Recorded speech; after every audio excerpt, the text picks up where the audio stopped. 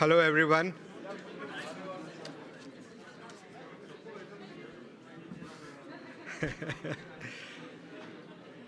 Hi, can I request all of you to please take your seats?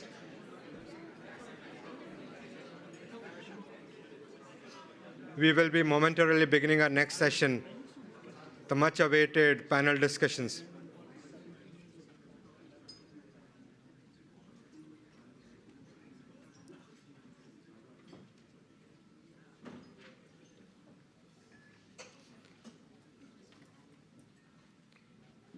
Thank you.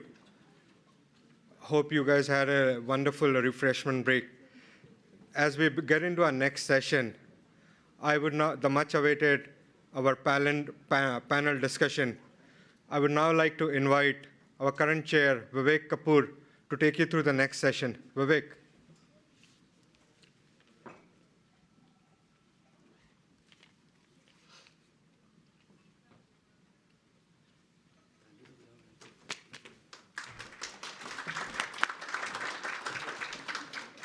Good morning once again to everybody, and sorry for the interruption as happened earlier, but this was unexpected.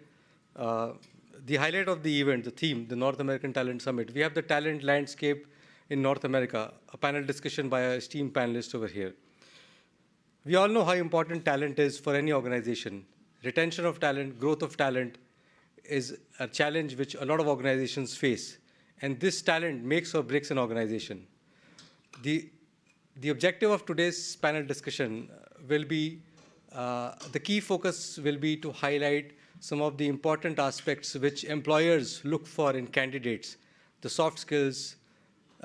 As was discussed in the opening ceremony, Canada is a large immigrant market, and immigrants come into Canada expecting that their qualification and experience from their home country will be recognized at par. Happened with me also 4 years ago. My director, Colin, is sitting here. He hired me and gave me the opportunity. Thanks, Colin.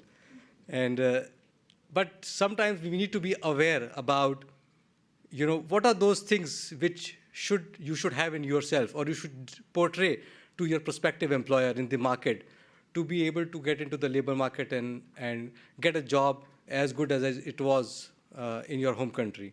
So without further delay, I would like to invite our panelists and play the video profiles. Can I have the video profiles, please?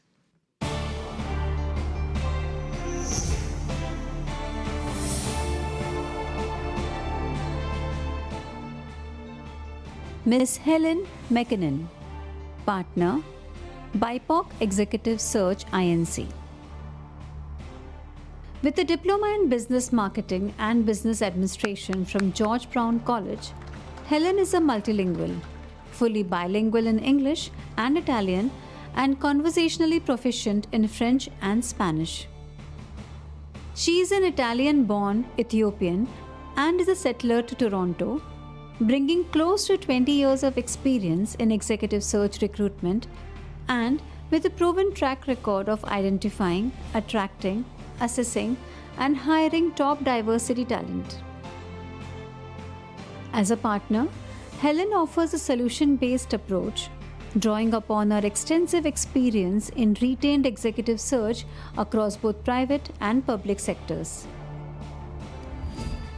Ms. Urmila Mahavir Singh, Partner, BIPOC Executive Search Inc. A graduate of the Human Resources Management program at Sheridan College, Urmila migrated to Canada from Trinidad and Tobago, West Indies, over 25 years ago. With ancestral roots in India and Nepal, she brings 20+ years of experience leading strategic talent management in the not-for-profit, private, and public sectors. Empowering numerous professionals and newcomers to Canada, Urmila takes an active role in the community towards nurturing a more harmonious, peaceful, and sustainable planet. She has built innovative solutions which enhance organizational revenue and growth while creating spaces of belonging which reflect organizations' customers and communities. Mr. James Spearing, VP HR, Corporate Functions, Scotiabank. Starting his professional career as an auditor, James gained his CPA CA designation at PwC Canada and currently focuses on the overall talent strategy in corporate functions, including global finance. He joined Scotiabank in 2019 as VP Global Talent Acquisition, where he strategically focused on diversity and inclusion, employer brand, candidate experience, and technology. Presently, he is the executive sponsor of Scotiabank's Family and Parents ERG. James specializes in the media and entertainment industry and has worked at CBC News as a senior manager of financial operations. He then followed his passion for aligning people strategies to business objectives while working at PwC in Canada and Australia in a variety of human resources, marketing, and sales roles. Mr. Mervyn Ramos, Deloitte, Canada. A Bachelor of Commerce Honours, Bombay University, India, an ACA India, a Cost and Management Accountant, India, and a CPA Ontario 1994, Mervyn is a former chair and a member of the Accounting and Advisory Committee of the Investment Funds Institute of Canada. His public accounting career includes 32 years of experience in financial services in Toronto, with over 22 years as an audit partner. As a leader of Deloitte's financial services audit practice with over 180 individuals, Mervyn led Deloitte's investment fund practice for 5 years. His over 39 years of audit experience includes 5 in India and 5 in Dubai, UAE. Selected audit and consulting clients served in financial services at the largest Canadian investment manager, 2 large Schedule I banks, a life insurance company with over $10 billion in assets, and private equity funds at Brookfield and Power Group. Ms. Dana Chauffi Tagliabue, VP, HR, Terranet. With 25 years of transformational human resources experience across a variety of industries, Dana specializes in talent management with a depth of experience in all areas of HR. In her current role, she has direct accountability for leading the development and deployment of a comprehensive talent management practice that enables business growth and strategy alignment. Dana also leads the HR business partner function, supporting a global employee base of 1,200. Mr. James Davidson, Director, Talent Acquisition and Global Mobility, PwC Canada. Hailing from the UK, James started his career with PwC UK in 2006. Having transferred to PwC Canada in 2010, he proudly calls Canada home and knows firsthand some of the challenges of relocating to a new country. James leads PwC Canada's talent acquisition and global mobility function, which hires hundreds of individuals each year across campus and experienced higher entry points, facilitating in- and outbound secondments and transfers from and to PwC Canada within the PwC network of firms. Mr. Vishal Mehta, Director Finance, TELUS. An MBA from Schulich School of Business, CPA CMA Ontario, and a 4+ years of equity research experience in India, Vishal leads due diligence on enterprise strategic initiatives and supports FP&A and strategy for TELUS's smart home security and customer service excellence portfolios. Through his 8-year experience at TELUS, he has led various strategy and FP&A teams across consumer mobility that has supported the core due diligence and financial modeling of groundbreaking initiatives such as shock-free data on Kudo, unlimited data rate plans, and 0% financing on TELUS. Mr. Vishal Mehta.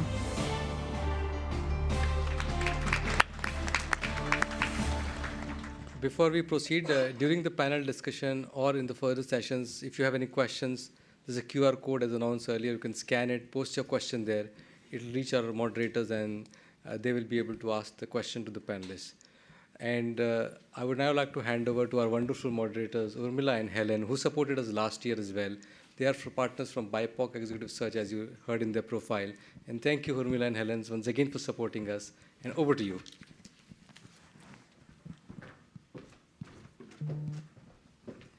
Good morning, everyone. Let's give another round of applause for our amazing panelists this morning. And for yourselves, amazing attendees. My colleague Helen and I are excited to be moderating this panel today. During the next 90 minutes, our lovely panelists will be sharing stories, key insights, and tips with you. Before we get started on this discussion, we would like to honor the land in which we are all gathered. And we'd like to share why we feel it's important to do so. At BIPOC Executive Search, Inc., we commit to aligning our values and practices with the principles laid out in the United Nations Declaration on the Rights of Indigenous Peoples. As an organization that works with many underrepresented leaders that have faced and continue to face systemic barriers when it comes to employment, we recognize the importance of practices and commitments that speak to Indigenous peoples' movements for self-determination, sovereignty, and cultural identity rights. Based on what we have heard and witnessed, we want to make known our solidarity and assume accountability for creating shared collective futures. To reach this shared vision, it is important that we embody the truth in Truth and Reconciliation.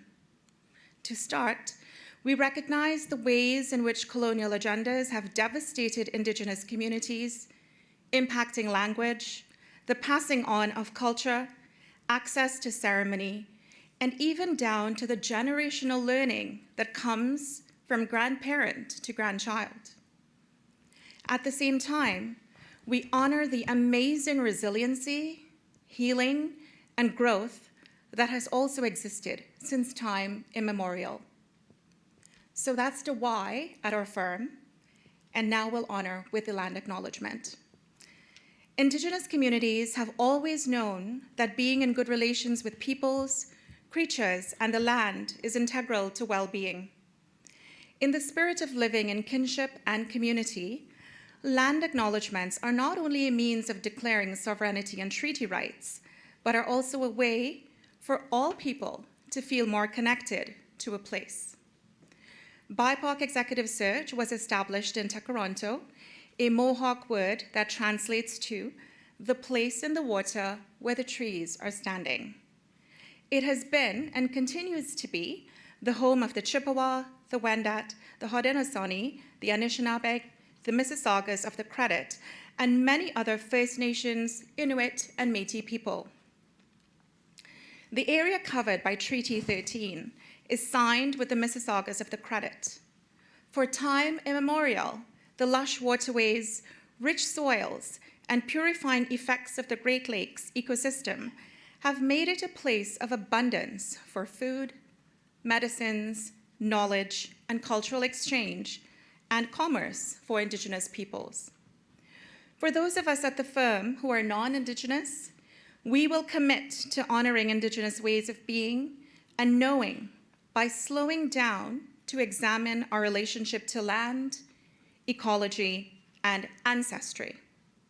We will research and learn about the original caretakers of the lands we are occupying. We will reflect on when and how we arrived at this land.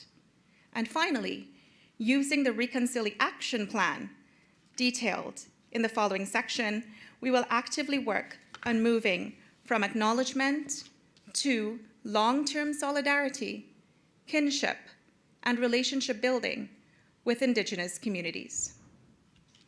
I'll turn it over to my lovely colleague, Helen. Thank you. Thank you, Urmila, for guiding us through the why and our land acknowledgement. So as Urmila mentioned, this 90 minutes is for you.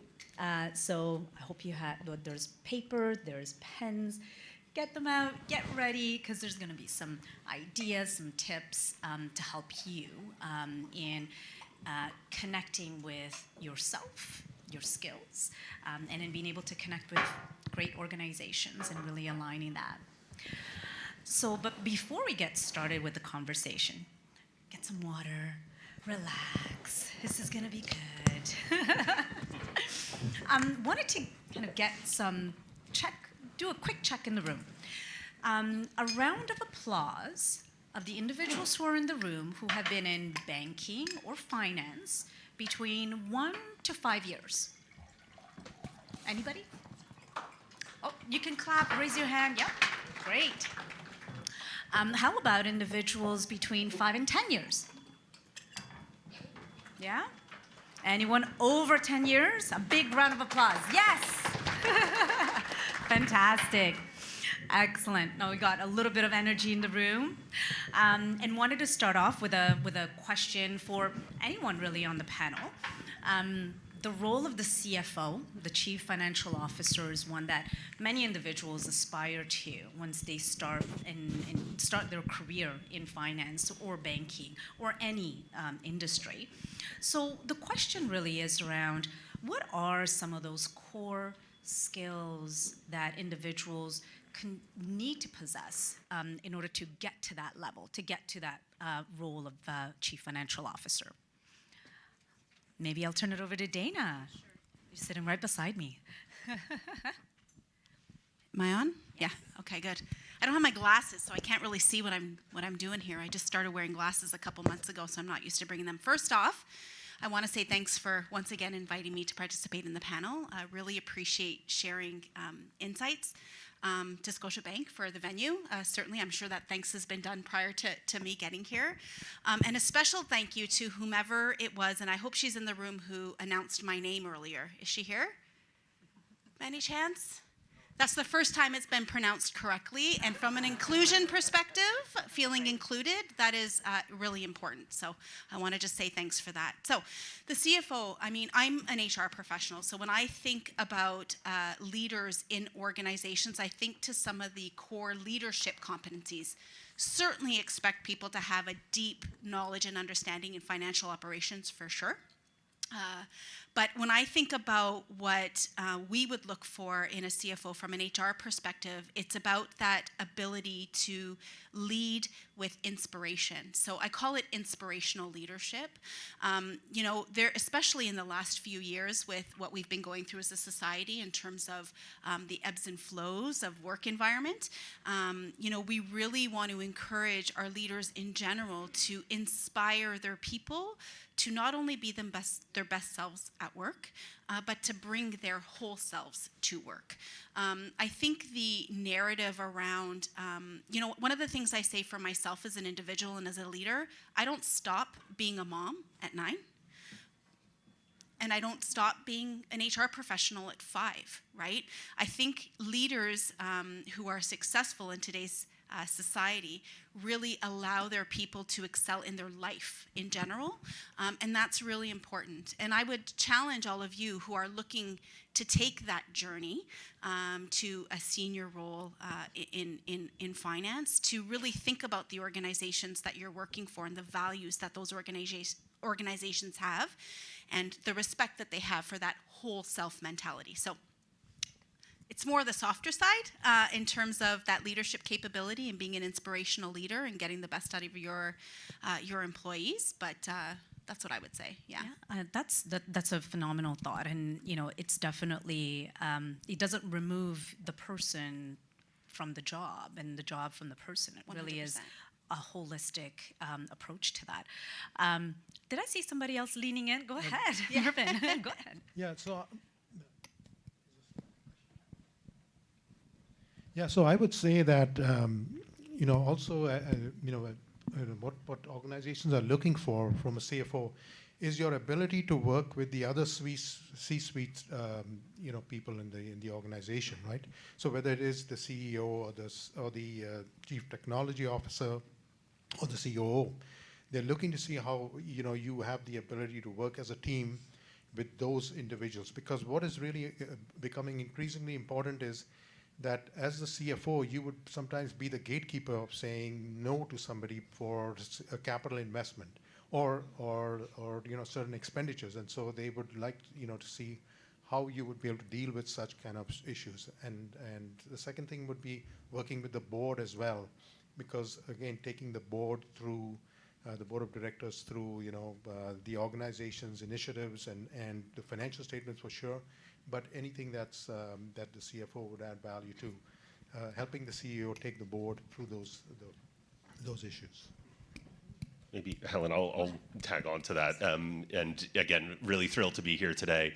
I see some of my colleagues out in the audience, and I know that our CFO and group head Raj was here earlier. So I'll kind of comment on this and maybe bring a bit of Raj into it. I don't think he's in the room anymore. But basically, for me in my role, I have the pleasure of working with Raj as well as our other CFOs in our business lines in our countries. And so a couple of things that I'd touch on to add into my fellow panelists is when we look at sort of external trends in the market, so working with search firms and other partners we have in the network, a few things that we've seen in terms of CFOs and current trends. One is, and it ties in very much with what Mervyn was saying, is all about growth. And I know that will be obvious maybe to many in the room, but really looking at growth of organizations.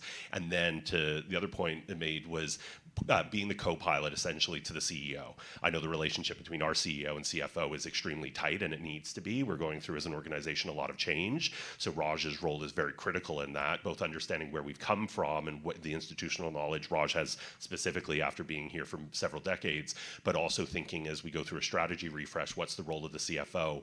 And that sometimes means looking at different metrics that we're measuring and just new ways of thinking.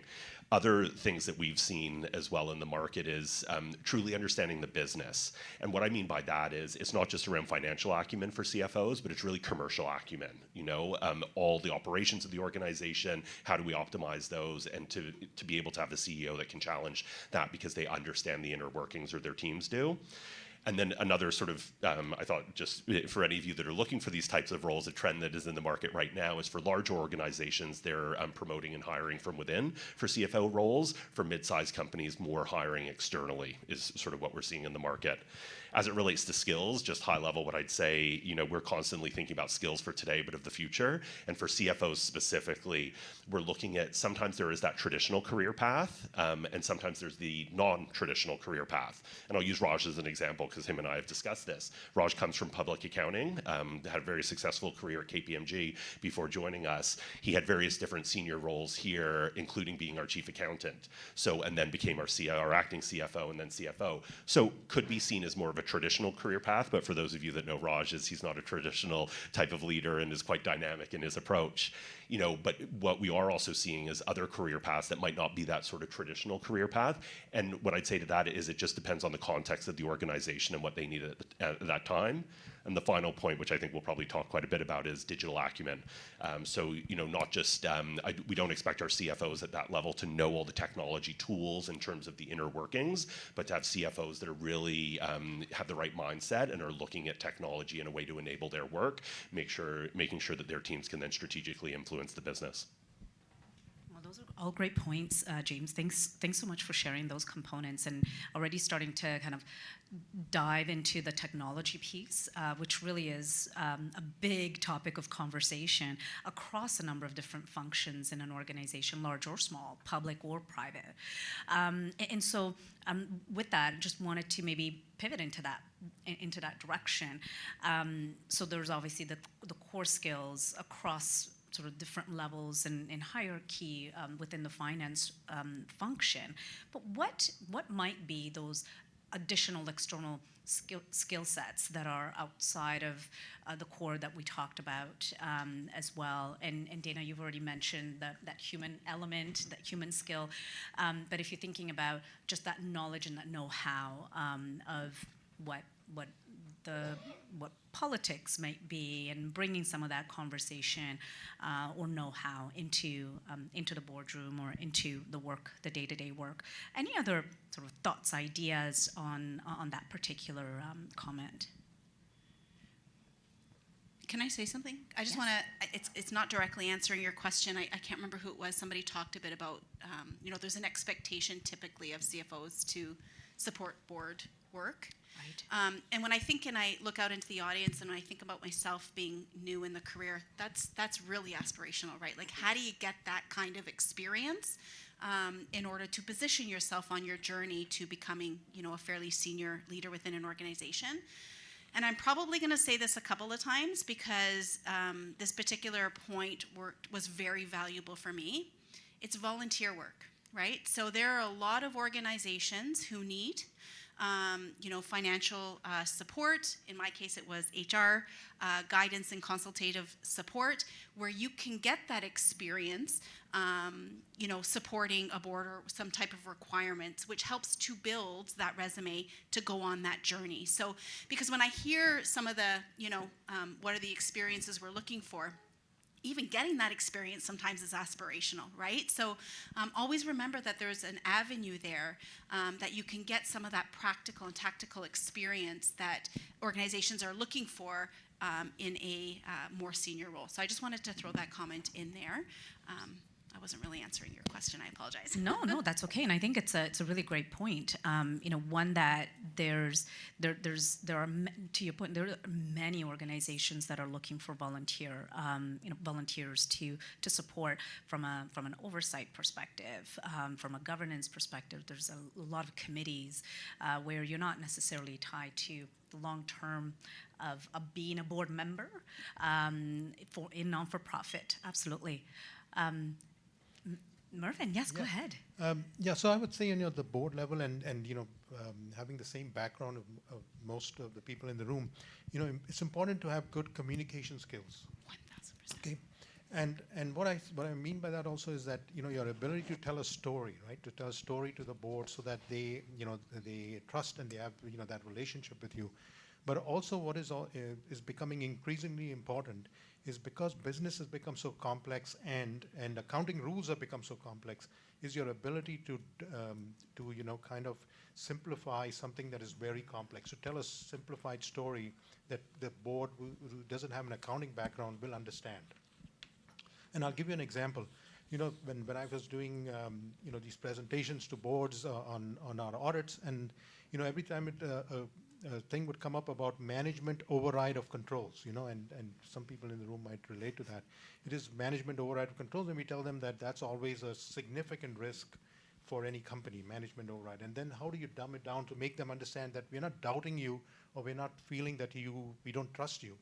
It is telling them that, see, even when you go into on an air trip and you're in an aeroplane and you look there, when the pilots are there with a co-pilot, if the co-pilot comes out of the room, the air hostess goes into the cockpit because they don't trust the pilot to be alone or the co-pilot to be alone. They make the air hostess go in because again, management override. So you try to make them understand that it's not that we doubt you or anything like that. It is a question of that's the environment that there has to be two people on anything, so there's no collusion and all that. So that's the way you make them understand and relate to what you're doing. I have to comment on the communication piece because I am not a financial practitioner by any stretch of the imagination. I think Finance 101 in first year university was as far as I got. And I remember walking into my CFO's office at my current employer and sitting down and saying, tell me how we make money. I don't need all the jargon. Just explain to me in my terms how we make money. And the ability to tell that story and that narrative, I think is again, a critical skill set to be able to understand your audience and communicate effectively towards them. So now I know how we make money. That's great. So you got a story. I did. I got a story. And stories are really what connect us and makes us absolutely unique.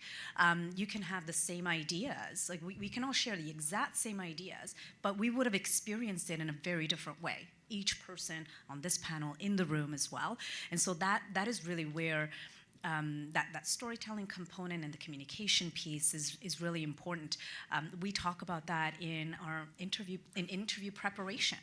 Don't go in and thinking and speaking about what you think they want to hear. Just tell your story, because that is absolutely relevant, and that will be relevant in who you are walking into the role as a successful individual as well. Anyone else on the panel wanted to comment on the question around some additional skills, additional pieces there? No? All right. Urmila, over to you. All very key insights. Do you all see a trend here? People are focused on the soft side, the human side, right? And so that is where you're leaning into exactly who you are. Thank you, panel, for all of those amazing insights. I think we've leaned into some of the factors that candidates should be looking at on the softer side. With respect to some of the hard skills, I wonder if we can touch on that piece for a bit. Any data analytics, digital tools, tech fluency. James, I know you mentioned you leaned into that. Would anyone else on the panel, perhaps James D. or Vishal, like to lean into any other kind of rounded awareness about social, economic, political aspects, compliance, etc.? I'll go first, you go next. For sure. So again, thank you for having us here. I would agree with what I've heard so far in terms of the importance of what I would call those human skills, actually, that is the real differentiator. Having said that, we live in a rapidly evolving time with new technologies coming online all of the time. And so when I think about, for example, data visualization and data visualization software, for example, getting to grips with that and being able to tell a great story with vast amounts of data is something that your skill set sets you up for. And so organizations have so much data, they don't even know what to do with the data that they have. And so focusing on some of that skill set and being able to interpret that data and tell a story that your client or the organization that you work for doesn't even know is a really key skill, I think. So, lean into that data skill, that data visualization in particular, and then those human skills that you've heard about in terms of how to tell a story associated with this and what does that mean. We live in a world where you can't turn on the TV, the radio without hearing about generative AI as well. At this time, the way I would see that is it's not going to eliminate any roles overnight. It's going to change the roles that we have and perhaps how we work. And so a lot of this is still very much untested and depending on the organization you work for, you might not even be able to use it within your internal organization. But just going to have a little play around and learning some of the prompts for AI can show you some of that potential that's going to be coming downstream, and also get you thinking about how might this be able to support me or my teams in the roles that I have. My line is I'm a recruiter. We're not going to end up with recruiterless recruiting. We're still going to have recruiters, but it's going to allow recruiters to focus on the most critical elements. And so as you reflect on your roles and your careers, how could something like generative AI help you focus on key elements and perhaps do some of the more mundane tasks that we all have within our roles? Perfect. Yeah, just to top up on that, it's not only about data visualization, it is also enabling you to self-serve. That means you're reducing dependencies on different parts of the organization. That's how you drive efficiency, that's how you be agile, and you can actually deliver quickly. That helps your cross-functional partners in terms of launching a product, time to market, financial reporting, et cetera. So it's very important that the finance world adapts itself to doing it independently versus relying on a technology partner that's like, give me the data. I think that world's going to go out pretty soon.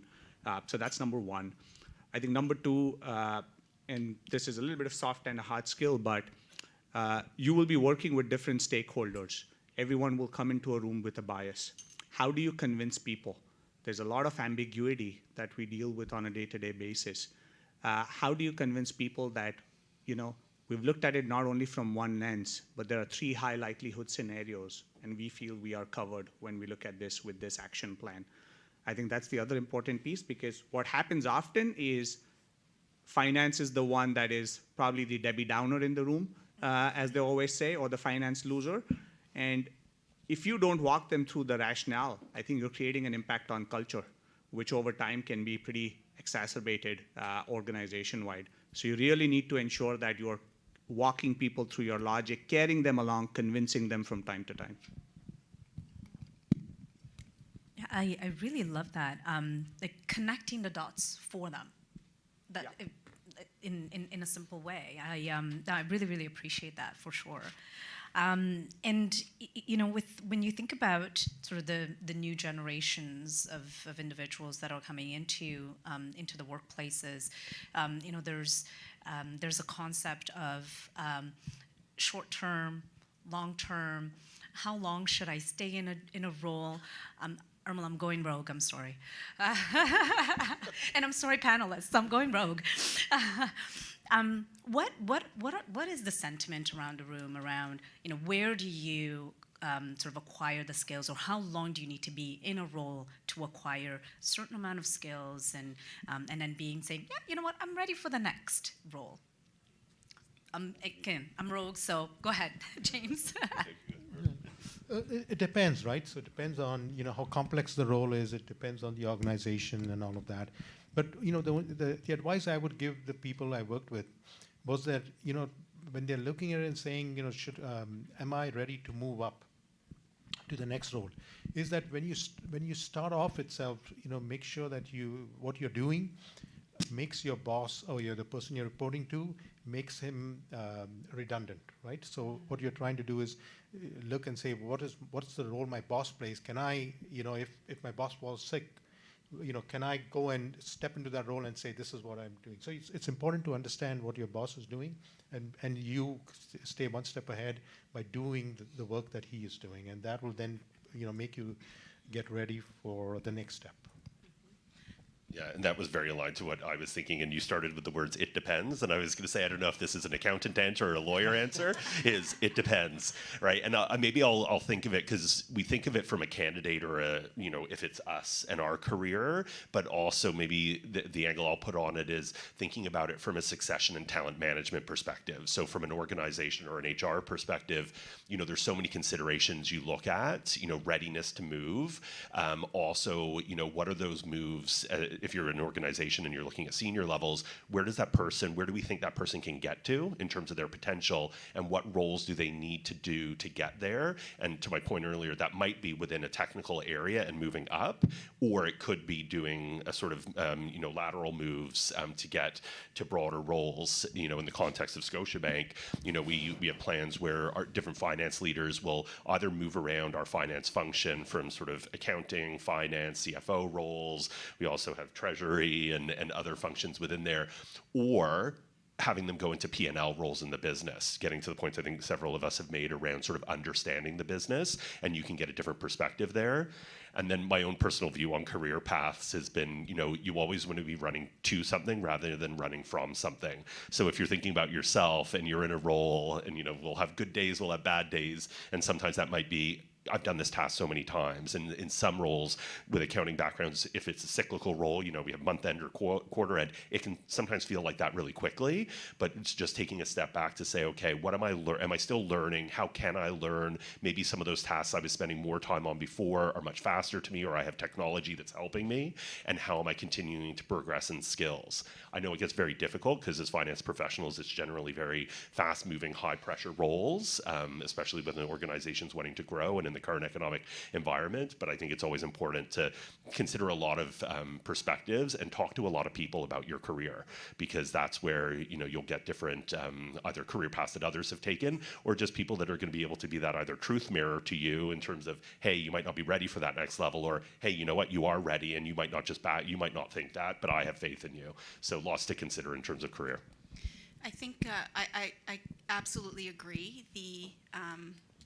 One thing you need to remember, it's about breadth of experience and having different experiences. It's not only about the next step in the ladder. And quite honestly, sometimes those side steps, like a P&L type role, prepare you better for that first question we were talking about in terms of what do I need to do to get to, kind of that most senior role. I think that that's really, really important. I also, want to say something. When is it ready to move? There is no magic number, but I will challenge you this. If you're in the room and you're not learning anything, it's probably time to make a move. I mean, maybe one top up. The one thing I personally like to do is reflect on a decision journal, right? Like, as you go through your career, there are several presentations you will do, several decisions you will recommend. Just keep a track of how well did it go? How much feedback did I receive? And when you get to a point where you're like, I'm really not receiving any feedback and everyone's aligning quickly, it's time for a new challenge. It could be a different role, different skill set that you're going for, or it could be for a different scale. It could be horizontal or vertical. So don't think about, I just need to learn a different skill set. At times it's also about, I actually want to do this, but I want to do it at a bigger scale. Because scale is important. When you reach at the level of a CFO, that's what you're operating with. Can I make this perhaps a little bit more practical as well from my perspective? And so, that desire to progress is absolutely fantastic. And, for me, it's about having open and honest conversations with your coach or the person that you report to about what your career goals and aspirations are. So, I want to be X, or I want to get promoted to Y. So hopefully you've got a trust-based relationship with your coach, your boss, whatever you call them, first off. And it's asking for feedback, but going in with a point of view, I want to be a manager. I think I do X, Y, and Z really, really well. I think I've probably got a little bit of development to do on A and B. What do you think? And that feedback is a gift, and you need to listen to that feedback and collect multiple pieces of feedback because that is others' point of view about you, and then you need to action on that feedback. So, making it up, maybe one of the pieces of feedback is you're a little too quiet in meetings. Okay, you've got that feedback. How are you now going to go and tackle that? So you then go back 6 months later. Hey, we talked about I want to be a manager. We talked about me doing X, Y, Z really well, and me needing to do A and B a little bit better. I'm now doing A and B like this. What are you seeing? Great. Okay, what next? What do I need to change? So, that kind of approach suddenly allows you to navigate internally very, very well. You're talking to someone who's spent almost 18 years with PwC, and I've gone from a senior associate to a director. And so for me, and James was my boss at one point, and so for me, that's how I work with James, and that's how I've worked with all of my coaches, and it gives you a really clear understanding of what people see as your strengths, what people see as your development points, what are those areas that you need to work on, and then to some of those points, when there's nothing else for you to work on there, and if there isn't an opportunity for you to be able to take that grows and stretches you, well, that is the time that you need to start looking externally for that next opportunity. Dana, I see you wanting to jump in. I know, I talk a lot. I know, it was like this last year too. Jump in. I want to, I know we have some people from the bank here, and I know the bank has a lot of long-term employees, but don't be afraid to change industries and change companies. The reality is you own your career, right? No one's going to own it for you. No one's going to be more vested in it than you. And don't be scared sometimes to move on if you're not getting that opportunity. So I'll park that. Dana said, invest in your career. So when we think of investments, it's dollars and cents usually, right? And what I'm hearing is that openness to feedback, the adaptability while having that goal, and the agility that it takes to move on to that path, right? So leaning into a phrase that I think we have all heard as migrants to this country at some time, Canadian experience. How many of you have heard that? You need Canadian experience. And what is this thing called Canadian experience, right? So let's lean into that topic for a bit. Canadian experience, Canadian culture, how would you say organizations have changed in the recent past to help recruit diverse talent and talent from other countries? And would there be any specific resources, finance-specific resources, networks, tips, or advice that you can share on how to effectively transfer that international experience to the Canadian context? And I do this on purpose. Who would like to start? Mervyn, I know, I'll toss it over to the panel. Feel free, anyone, to lean in. Mervyn, I know you said that earlier during the conversations that you have the exact journey, or very similar journey, to a lot of people who are in this room. Yeah, so my journey was that I came out of Mumbai, and I worked in KPMG. And because I worked in KPMG and all the big four accounting firms use the same audit methodology all over the world. So it was easy to transfer that experience that I had in Dubai to Toronto. But so if you're working in a CA firm, that's one way of getting Canadian, or at least equivalent Canadian experience. But if you are not, right, then the next thing is that, say you worked in a finance department back home or in another country, and you come here with that experience, your ability then is what you need to do is to actually translate that into how that relates to the Canadian environment, right? Like in terms of what you did over there, and how that, how many people you led, what kind of a team you led, what kind of,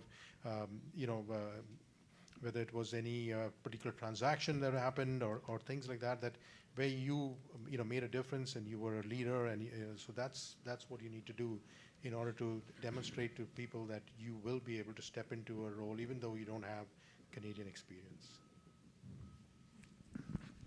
I think maybe one top up, and it goes back to Morgan's point, which is, I've often seen resumes where people are coming from different countries, and the resumes have project sizes, currencies of their domestic country.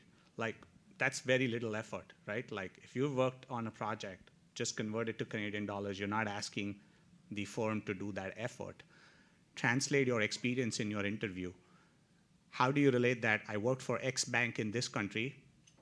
It's parallel to a Scotiabank in Canada. And this is the operation that I led, and this was the impact of it. Usually when what I've seen with a lot of people is they get stuck in that mindset of, here's the bank I worked for, and they're not translating that, and they're not telling the impact. It is just what I did. I think what is most important is you tell the impact and the benefit of the effort that you made. Or if it was not successful, accept that failure and what learning you took out of that. That's something that we rarely see in candidates, and something that can actually go a long way. Would anyone else like to? Yeah, we actually talked about this last year, I think, the Canadian experience thing. And as an HR person, I might have a little bit of a different spin on it. I don't like it. I don't like the fact that we say it. What is it specifically about Canada? Listen, there's absolutely going to be some practical understanding that you're going to need to have around maybe tax laws or something. I don't know. But that is not necessarily Canadian experience. You can get that other ways. And I can say what we're doing from an HR perspective. There was a time, I think my bio said 25 years. I think it's been 27 years I've been in HR. We actually used to put that on job postings at one point in time. If any organizations are still doing that, I strongly encourage you not to do that anymore. But as HR professionals, we've been equipped to help our managers understand that it's applicable and transferable experience. And you need to articulate what it is that you're looking for. What understanding is it of whatever it is in Canada that you're looking for? What does that translate to? What does it mean? And that's what you interview against, and that's what you put on your job posting. The challenge is there are companies still doing it. I mean, I don't know. I'd like to ask my fellow panelists, like, how do we as professionals feel about the fact that companies and hiring managers are still using that language, and like, how do we intervene there? Maybe I'll touch on that. I think a part of this in terms of some of the solutions or ways to address it are eliminating bias through a hiring process, and not just the actual recruitment process, but talent attraction. How are we putting our brands out there and making sure we're attracting diverse candidates from different backgrounds. But I think in terms of, maybe I'll flip it and say, rather than Canadian experience, but experience in Canada. And the reason why I say that is, in my former role in talent acquisition, but I still do this in my current role, is we'll get contacted by people either through my network or generally it's through LinkedIn as a global platform. And I see there a number of people who are either new immigrants, so they're already here, right? And that's a different situation in terms of either their sort of urgency to find work, or they're on the ground and they want to understand what are these resources, where are these groups, and I'll touch on that maybe in a sec, versus those that are sort of in their home country or overseas still. And that can be really challenging because, it's not as easy. I mean, in the world today, it's technologically enabled and you can connect with people through a screen, but it feels different, when you're sitting in another country and trying to work out, how do I build these networks? How do I get a connection? One thing that I do just on the employer side of it is, I came to Canada I'm from Bermuda, so a very, short flight away, culturally very similar to Canada, and from a CA perspective is part of the Canadian Institute, or was, at least. I don't know if it's changed in the last couple of years. But I mentioned that because my experience in getting the CA was the same, whether it was in Canada or Bermuda. But coming here, I still felt, and I did school here, so it wasn't sort of I moved here for a job, so I totally understand that's a different situation. But one of the things I try and do as someone who's an HR leader based in Canada, who has experience in Canada, is, although I get a lot of people that reach out to me on LinkedIn, once a month I make sure I do a connect with someone who's outside of the country who has reached out and essentially sent me one of these messages to say, I don't even know how to make connections. I've reached out to hundreds of people, and I think as recruiters or HR people, we might get a lot of LinkedIn messages, but those really, kind of speak to my heart. And I think, I can't help everyone in terms of at scale. I rely on the organization to do that in terms of our talent brand, but I can do those conversations, hopefully give some tips, maybe give a connection either internally at Scotiabank or elsewhere. And to the point Mervyn made about professional services, having been at PwC and moved internationally with them, I think the professional services firms, in terms of how they're set up, are a much easier way when I think about finance or accounting to move around. Because if I think from a Scotiabank context, yes, we move people around the world. It's generally internally within our own organization, because for us, just say from a Canadian perspective, we can generally find the talent here. So to invest in bringing someone potentially overseas and all the elements that go into that, it can be a bigger process. It doesn't mean we don't do it, but that's just a reality in terms of when organizations are looking at sort of the cost of hiring. And the final point in terms of resources, I don't unfortunately have too many sort of finance-specific groups. I'd say, this organization would be a great one in terms of, the networking that you can get. But it's really looking at how can you network and get your brand out there, whether it is virtually or in person. And I know some of us might feel more comfortable with that than others, and that's also different tactics that people can make, whether they're comfortable going to a big event and networking versus doing that one-on-one reach out just based on sort of their style and what they feel comfortable with. Can I add something here as well? So, I want to reframe this a little bit as well, and just to get you to reflect that actually you have a superpower as an immigrant to Canada. I am also an immigrant to Canada from the UK, so again, relatively culturally similar to Canada, but we have a superpower. And that is that we live in a different country, and we constantly have to ask ourselves questions about our identity. And why am I like this? Am I like this because I grew up in the UK, or am I like this because this is a part of who I am and my DNA? So we constantly ask ourselves these questions as immigrants, and so that gives us an enhanced sense of our self-awareness. And so for me, that is a real superpower, because we know ourselves better, perhaps, than many people who have just grown up in a particular culture and haven't had to question certain things. So turn that into your superpower And so it allows you to think differently, solve differently, bring different skills and experiences to a problem. And if it's an organization worth working for, they're going to understand that that diversity of thought is critical to a successful enterprise in 2023. So think of it as your superpower. Moving countries isn't easy. You know, I did write down a stat, I don't have it with me, but it's something like less than 3% of people, 4% of people live outside the country that they were born in. So we are a very small minority of that world's population. And we are doing something hard. And that is that we've chosen to leave friends, family behind to start a new life somewhere else. So don't be hard on yourself. Embrace it as a superpower. The other thing that's going on in talent acquisition is what would be called a skills revolution. So forward-thinking talent acquisition is moving away from experience and thinking about skills a little bit more. And that plays to your benefit, actually. So it's really thinking about what are the skills that are required for a job, what are the adjacent skills that might be required for a job, and therefore recruiting against those skills versus that experience, or you know, they had to be at another Big Four for us to be able to hire them. So really think about what those skills are that you have. Really look at that job description very, very closely. Use ChatGPT to you know, tell you what it thinks the skills would need to be on your resume, having fed that job description into it. Do you have those skills? Highlight those skills and lean into those pieces in addition to your unique identity as an immigrant in this country.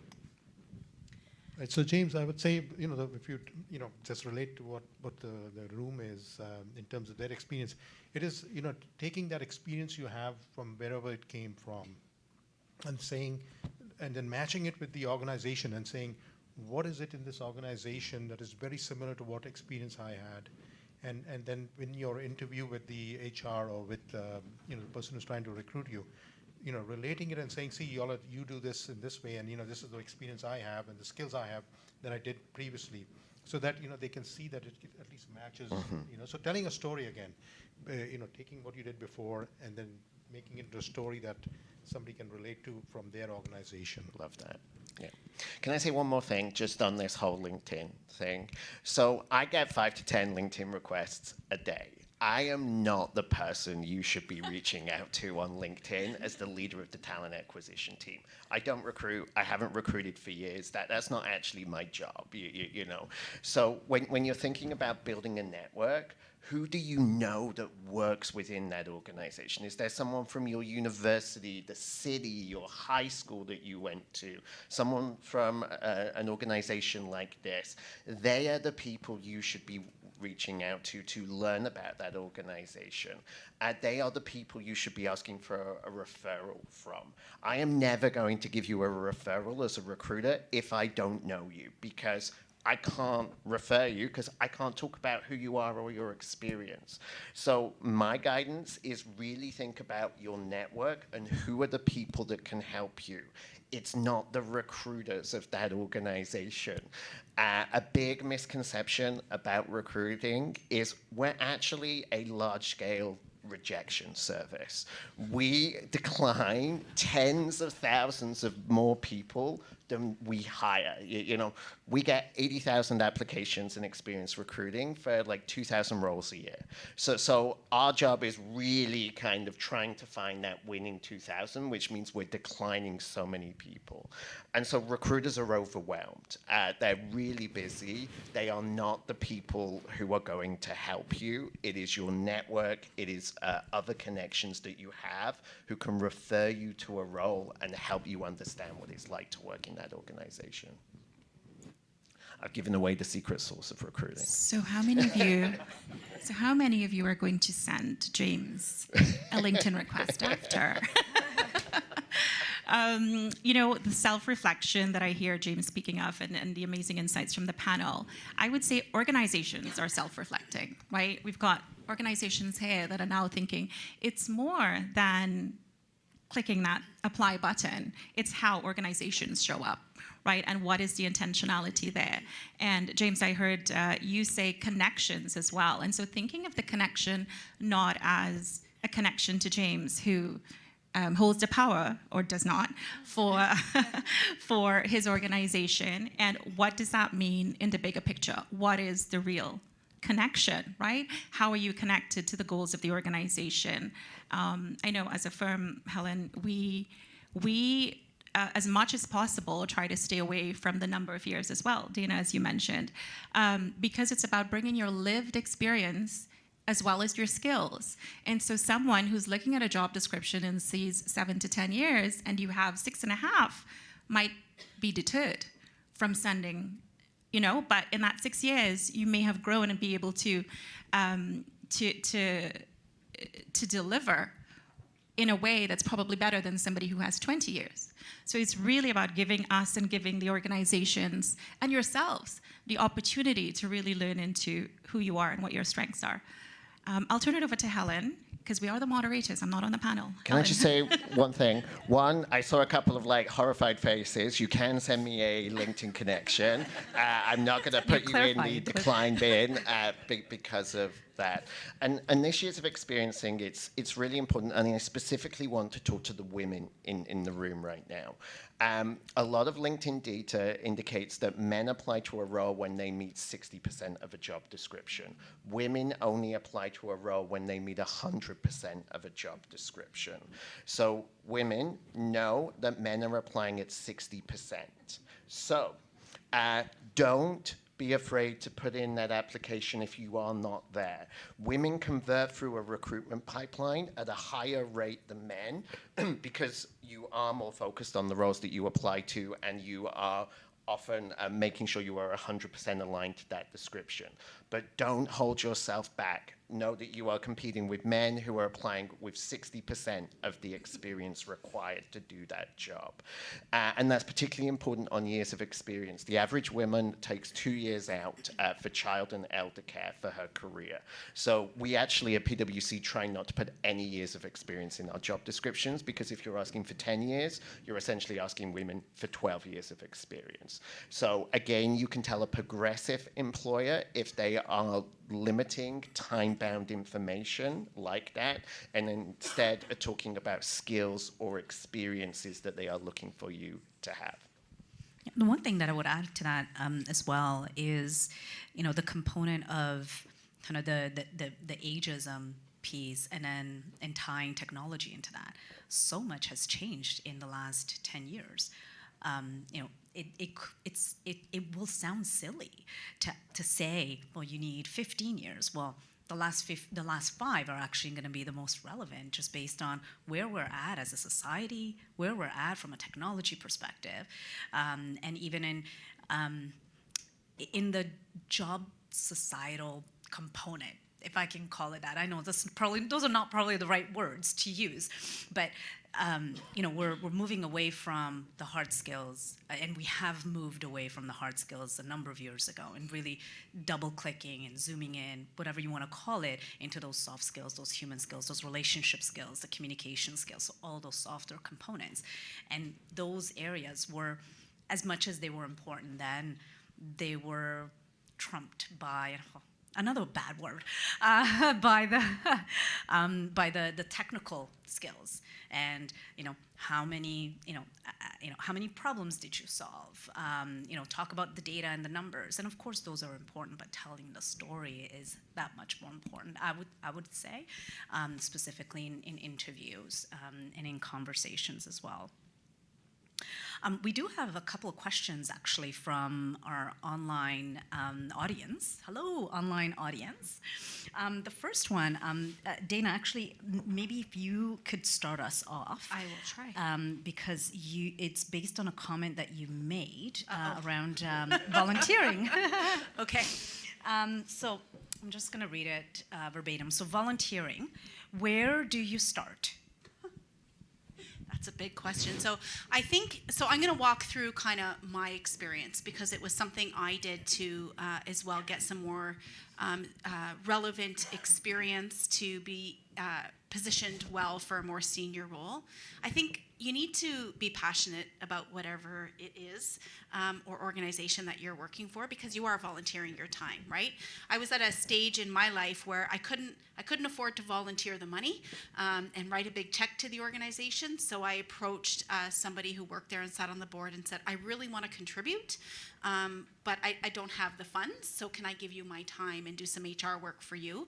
Perfect timing. They were about to shut down one of their offices, so I facilitated that from an HR perspective. So I think the first thing you need to do is understand what's important to you as an individual in terms of the community support that you want to give, and literally do a Google search, on whatever that is, and start sending some emails, start doing some networking. You will find on LinkedIn people who are volunteering at that board, for example, who you may be connected to, for example. So I think the first step, though, is identifying what's important to you. And then I want to flip that a little bit because as you do the volunteer, your resume builds, right? And that community support and community outreach as well positions people well as they're looking to progress their career. Can I back up for a second? Because there was something, that you said, and of course it slipped my mind now, but I wanted to talk about it. Oh, about the women. I was going to mention about the women and the 60%. I thought it was higher than that, unfortunately. You guys aren't the only ones learning today. I learned something about not putting that years of experience. Definitely want to talk more about that because that's a very interesting concept. What I really want to know is how you got that over the line with your hiring managers and not putting that on job postings. So we can certainly talk about that hopefully later. You bet. It starts with a conversation, though, of what do you mean? When you say someone has 5 years of experience, what does that mean? What are they doing? Yeah. What are the skills and Yeah. capabilities that someone with Yeah. 5 years Yeah.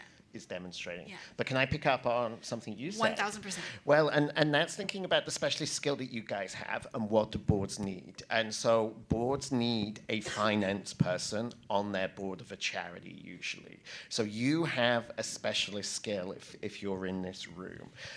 My partner actually runs a not-for-profit, and it is so hard to fill board seats on that, particularly with that financial skill as well. So you've got a great in there with your skill set to get you on a board. I would encourage you to think about what you're passionate about and volunteer there. But if you are also looking for, greater exposure to quote-unquote Canadian culture, also think about what that volunteering might look like as well, or that board might look like. It might not be the community group that you come from or that you represent if you're trying to broaden your connections and broaden your Canadianization of yourself, as it were. But yeah, that would be 2 comments. Any other thoughts on where to start with respect to volunteering? Maybe as you kind of think a little bit about it, I can kind of chime in and piggyback on what Dana spoke about around the passion and the purpose. So we all kind of have a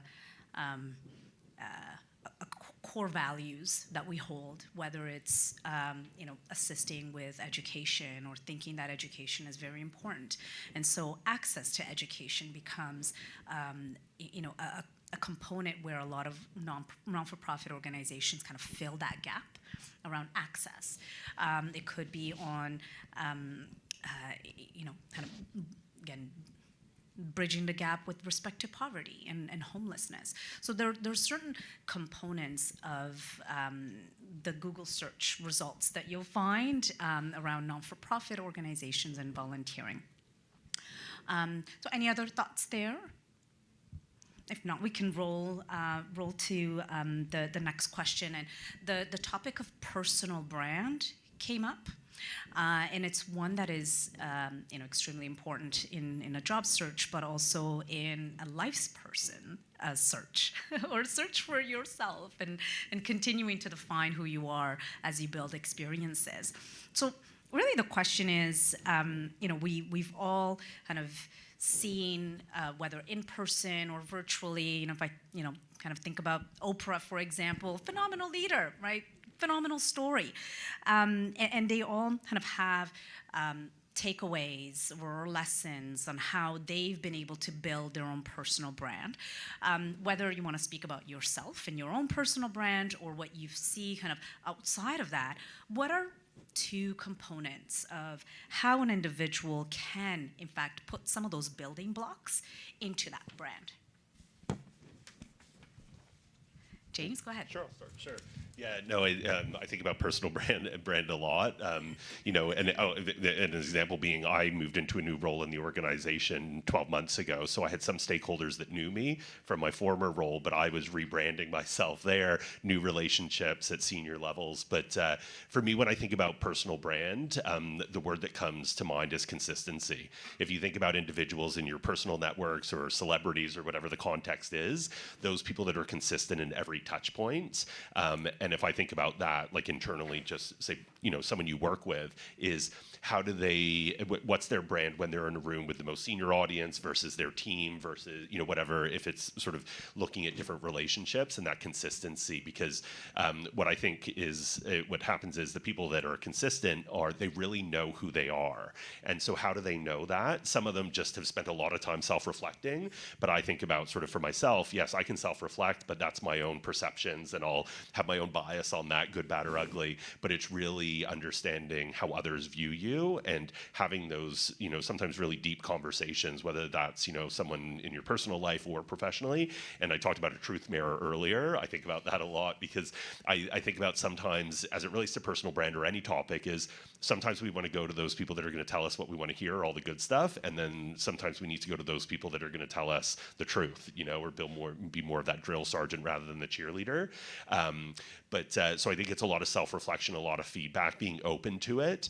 And then the final thing I think a lot about for personal brand is not trying to be someone you're not. So, when it's consistent and you know who you are, then you'll always see others, right? In a work context, yeah, if I'm in meetings, I'll always be looking at leaders at different levels in terms of, okay, how are they showing up? What tools are they using? How do they communicate? How do they engage people? How do they include people? But I also sort of want to always think about, like, there's tools that they'll have that I can make authentically me, but then there's certain styles that just won't work with me. And for me to try and be someone I'm not, it's sort of a general statement. I think we'd all feel it when you're trying to be something you're not, it just feels awkward, And, an example I'll give personally as well is when I came to Scotiabank, or when I was, when they called me about potentially coming here, I didn't want to take the call. And the reason why I didn't want to take the call is I had a preconceived notion in my mind that banking was extremely stuffy, it was formal, and it wouldn't be inclusive for whatever that meant, and that was really important for me. I mean, I'm at Scotiabank 4 months later, so I can confidently say that's not the case. But that's something where I was thinking about my personal brand, the brand of the organization, and how could I be authentically me and not feel like I'd have to come into work every day and be someone I'm not, because it's just exhausting emotionally and physically. So. I think you make a really good point about, not forcing yourself to be something that you're not. And there's really easy ways to figure out how people see you, right? I remember I worked a few years back with a coach and was trying to really understand. I thought I knew my brand, but how were other people seeing me? I sent quite a few people that I work with a simple question. Pick 3 words to describe me. And when you lay those all out together, you start to see what it is that people think your brand is. And I think brand is core, right? I think you can maybe mold the outside of it and shape it a little bit, just like I feel the same about culture. There's a core culture, and then you can massage it. It's the same thing. It's about what authentically is you and how you mold and layer that. But it's a simple question. 3 words to describe me, and you'll start to get a really good sense about how you're seen. Did your 3 words change over time? You know what? I haven't done it again. This was about 4 years ago. I'm curious, though. I'm curious. I should. I'm going to report back. Dana, what are your 3 words? Oh, can you guess? What would you say they are? It's been 2 years now here. Innovation. That wasn't one of them, but that's a good one. Outgoing. Outgoing was one of them. Transparent. I was just going to say authentic. Yeah. Authentic and passionate. There you go. Yeah. And then I had to ask a follow-up question. Do you think my company's ready for me? as a result of that, right? Because sometimes when you're too transparent or too authentic or, too passionate, you're like the bull in the china shop, right? So I'm here still 5 years later, so yeah, they were. No, absolutely. And you're right. Are the organizations ready for you as well, right? Are they doing that, that sliding scale of what is important today as well? No, that's okay. We were speaking on brand. Go ahead, James. It sounded like you wanted to. So I would echo the piece around being authentic. I think that's really critical. You can try on different pieces of clothes, as it were, to see what fits as you're figuring that out. I like what James said there about watching some of the people in a room. How are they conducting themselves, and then trying that on yourself. Does that work for me? Is that part of who I am as part of my brand? I think about personal brand as it's what people say about you when you're not in the room at the end of the day, right? So what do you want to be known for? And again, it goes back to knowing yourself, knowing how you react in certain situations as well, and knowing when you need to manage yourself perhaps pretty aggressively because you're in a conflict situation that could knock you a little bit and perhaps expose an element of yourself you don't want to expose in a work-based context for whatever reason. So for me, it's asking yourselves those questions, asking people those questions who work with you, work for you, you work for, and then reflecting on those pieces, and then working on those pieces where perhaps I don't want to be known as getting a little bit snappy when I'm stressed. So how do I work on that element of myself? And what are those triggers that I perhaps feel so I know I need to manage myself in that situation to continue to project the brand that I want to be known for? Yeah, just a quick comment. So when you look at your brand, like choose a role model, whether it's in your organization or outside, that you would like to mimic or to imitate. As somebody told me, when you buy an Apple product, or when you look at that brand, you know that when you're buying an Apple product, you're going to get a certain quality, and the same thing with you, when whether it is in your communication or whether it is in your deliverables or in meeting your commitments or your timelines and how you and two other points I want to make is that invest in your brand. There's very few things you control in this world. One of them is your brand, and so if you invest in your brand, it's really it'll pay off in the end. Now when I worked in my organization, everybody was disgruntled.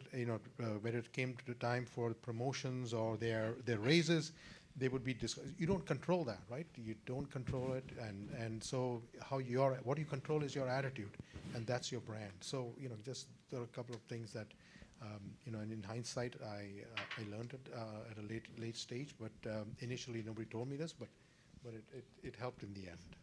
And one of my favorite North American sayings that we certainly don't say in the UK is your attitude determines your altitude. And that really stays with me, when I reflect on, how you manage yourself in a situation, how you approach certain things. So, I like what you were saying there. Like, your attitude, for me, determines your altitude and how far you're going to fly and soar. That's great. And I also hear the piece around committing to your brand, because that is key to what you were mentioning, James, on the consistency component. And so, you are who you are, and don't change that for as long as you can. I have a question for Vishal, actually, from our online audience. And there may be some components of what we just discussed around personal brand, but the question really is, what are some of the pointers that you could share around that career progression that you had, kind of going from manager to director? So they want to hear your story. Yeah. So I think the biggest thing was, it's something that James said, I think.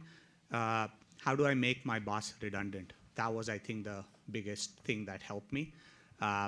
When I started my career, and maybe a little bit of history, Dallas was at a place where the role of the finance function was just like, okay, I'm going to load the budget, I'm going to close the books, I'm going to report the variance. I come from an equity research entrepreneurial background, and for me, it was like, this is boring. Like, I'll do this for 6 months. What after that? And I changed the tone of the finance function within the operation that I was, which is, no, I'm actually going to be involved in pricing. I'm going to be involved in the decision-making over there and proactively help you manage financials versus reacting to the variance. That really helped me the most in my career. I was never shy of my opinions, but in a constructive way. I don't agree with this because not with the intent, but the way we are progressing towards it. What is a better way to do this either quickly or either optimally that helps the organization achieve the goals? So don't be a Debbie Downer. Try and work with them in terms of, let's see how can we make this even better than what you are saying, and how can I help you do that? What tools do you need? What support investments do you need? That'd be the second one. And I think the third one was taking some risks.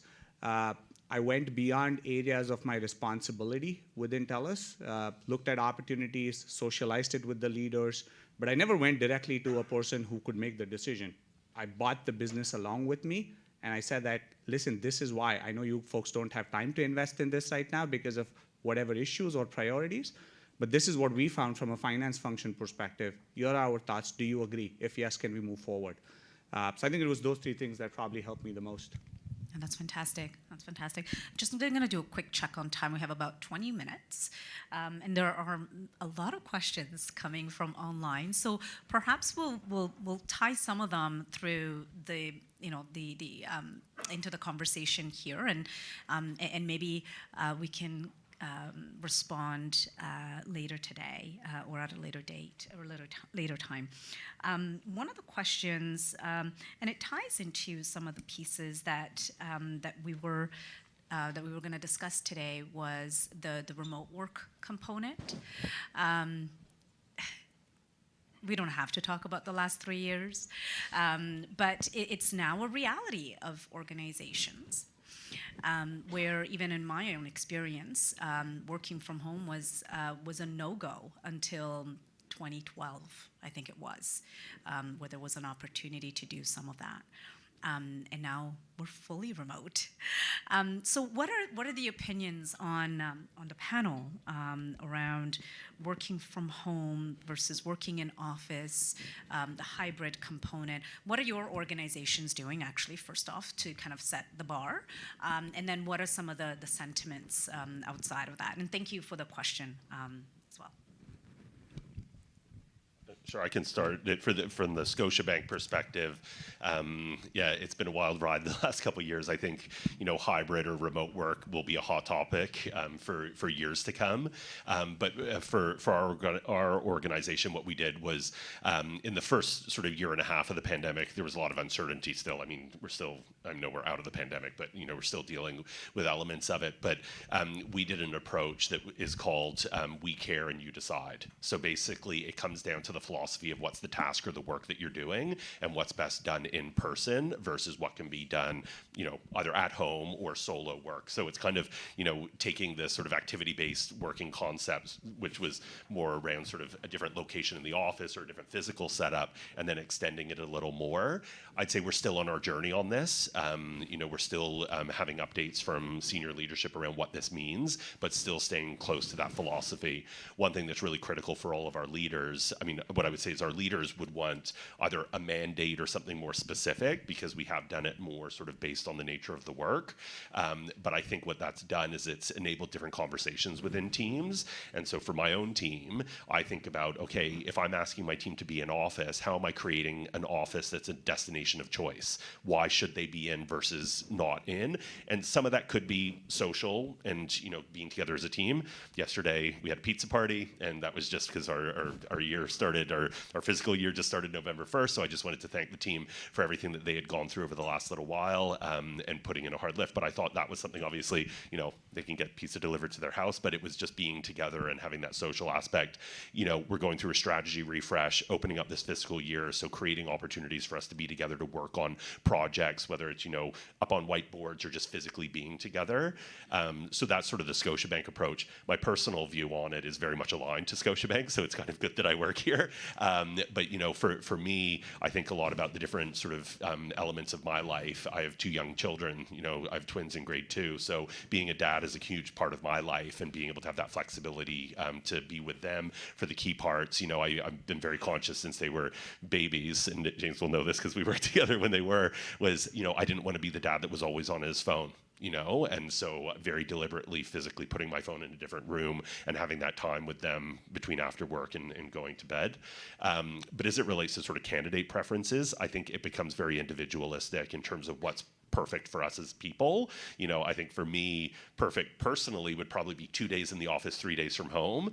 But when I think about the professional side of me, it's like, no, 3 or 4 days in the office makes more sense based on my role and being able to sit with my stakeholders, because in my role as an HR business partner, I'm generally working with very senior executives like Raj, who was here earlier, and I do want to be in person because I want to build my brand with Raj. I want him to know me as a person. It enables us to have different conversations that aren't just about the task at hand. Maybe I'll go next. So I work for PwC Canada, and so we see ourselves as a hybrid organization going forwards. We are a client service organization, so that is also a lens that needs to be applied to an organization like our own. So we see our offices as hubs of connectivity and learning, essentially. So if you're new to a role or new in your career, I would say it is particularly critical to spend more time in the office, as James said, to build your brand, to learn that culture, to make those connections. We target at least 50% of your time should be at client site or in our office. And we're very clear about that expectation on our job descriptions, because it's important to us that folks know what they're signing up to and our point of view on that. So for me, personally, I'm actually remote. I moved during the pandemic, so I moved to a part of the country that doesn't have a PwC office. But as I referenced, I am 18 years into my career, and I'm pretty well networked at the organization because I spent all of my time in that office as I was growing up at PwC. So for new hires, for new people coming in, I think it's critical to have that in-office presence. And if you're joining a client service organization, that is going to be an expectation. Our clients are expecting us to come in to do a big part of that audit or engagement. Personally, probably similar to James, when I move back to a bigger city, maybe personally ideal would be 2 days in an office, but I know for my team, for the clients, that 3 to 4 days is probably what makes sense as well. Yeah, so I work for TELUS, and one thing I can proudly say is TELUS is, I think, way different in its approach in this working environment. Context for everyone, TELUS was almost hybrid pre-pandemic. An individual could choose where they want to work from, office or home, at their discretion. I had a team member who used to say just the building opposite of 25 York Street, which is my office. I saw that person once every 2 or 3 months when we had a social. That's it. Productivity was good. There was no performance issue. It was your call. I think where we are moving now is that still the case. An individual can choose if they want to be in the office, if they want to be at home. There are certain events, certain meetings where we would prefer that people are in the office, and we do that. Like when we've got a big financial meeting or a big business review or something like that. We like people coming in, connecting, because after that you can do a little bit of socialization. But that's where we are. Everyone can still make the choice, and we personally haven't seen any impacts to our productivity and or engagement until now. We've got feedbacks that, hey, you know what, during summers, if you could do a few more socials, that'll be good. But even when we did that, people came at 5 p.m. No, it was like, yeah, I'm just coming out for drinks with you, and that's about it. It was like, I'll work from home. I personally feel very happy with that. It supports people with their family, personal lives, and whatnot. And as far as it's working for TELUS, I think we're just going to continue doing that. So we're officially a hybrid.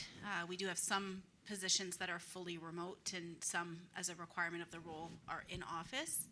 I'm going to say something a little controversial, maybe. I think we need to be in the office. I think that we build relationships, not all the time, at my organization probably more than we are. I think you build relationships differently.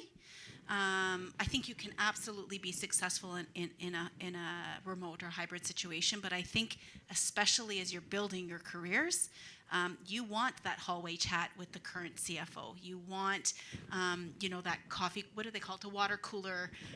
The water. Don't discount the value of those little opportunities. How I like to explain it, for me, it's about flexibility. It's not about how many days can I be in the office versus at home. I can't remember who I was telling. Recently changed schools for my child, and I don't have before and after school care, so I need the day flexibility to be able to leave a little early to make sure that I can do pickup. He's one of 5. The last of the 5. So that to me is more important than the ability to work from home. It's that flexibility that I'm provided. But I'm sorry, I think it's important. I think we lost something the last 3 years. I really do. Thank you all. I think it's also the belonging as well, right, Dina, which I feel is missing on the candidate side. So we've given the client perspectives, personal perspectives, but that water cooler chat helps you to lean into that authenticity that is coming up, right? So you stick to your brand, you're authentic, but how many people are really getting you in 3D? Right? And I think to Dina's point and Helen's point earlier about what we've been going through, what we have gone through in the past 3 years, I feel we can all agree that we felt starved to some degree for connections, for real connections, whether it was with family or loved ones or just suddenly the inability to connect and to meet and touch. Well, HR, so no touching, but you know what I mean, right? Those connections beyond so that our values within, that's where we bond with people, right? It's not the 5 years and the 10 years, yes, but 2 people here who have 5 years or 10 years of experience, you're not exactly like each other. So who are you and how can I get to know you, right? There's something about a handshake, again, it's up to you these days. But there's something about a handshake, something about looking people in the eyes and being able to communicate and just engage in that presence. In addition to the growth and the profitability, trust came up earlier, James, when we were outside. And, that trust factor is built by being in person as well. I'll say Dana? one more thing. Yes. If it has to be virtual, camera on. I think we've got clients that some lean into that, some perhaps not as much, or candidates. But to Dana's point, yes, because that is an opportunity for you to connect again, right, through that visual. We've got about 7 minutes left, and if we could take this opportunity perhaps to ask the entire panel to share what is the one piece of advice or one thing. It doesn't have to be advice per se, it could be your storyline, your personal brand. What is the one thing you'd like folks to take away from this event or from your personal story today? Anybody would like to start? I said it earlier, and so I'll say it again, and that is, remember you have a superpower as an immigrant to this country, and reflect on how you can leverage that, how you can leverage the different experiences that you bring, the different ways that you think, and hone that to your personal and career advantage. It really challenges you to think, am I like this because I'm British, or is this part of who I am?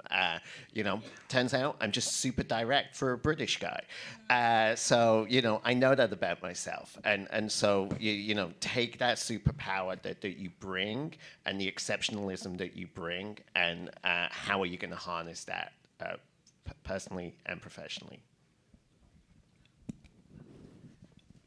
I think I said it before, but is invest in your brand, right? So because that's the thing you control the most, and so invest in and look at anything that you need to work on, whether it's your communication skills, whether it's your presentation skills, whether it's your written or oral, that is communication.